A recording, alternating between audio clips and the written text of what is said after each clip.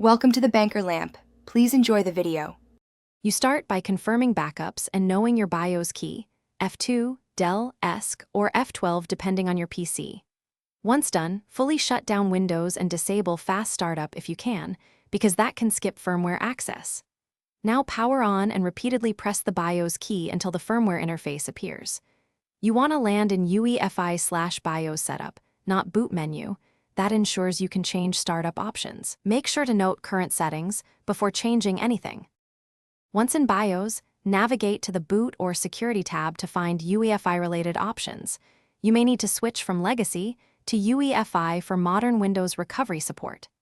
Enable any Advanced Boot, Windows Boot Manager, or external device boot options so recovery entries appear. Save changes but do not exit hastily. Choose the Restart option that returns you to the boot selector. This step ensures Windows can present the recovery environment on the next boot, which is how you'll reach safe mode via firmware changes. After rebooting into the Windows recovery environment, choose Troubleshoot, then Advanced Options, then Startup Settings and select Restart. When the system restarts, press 4 for safe mode, 5 for safe mode with networking, or 6 for safe mode with command prompt. You'll enter a minimal Windows environment for troubleshooting. If the system repeatedly fails to reach recovery, reset BIOS to defaults and retry, or disconnect new hardware. Those fixes often resolve boot loop or firmware conflicts.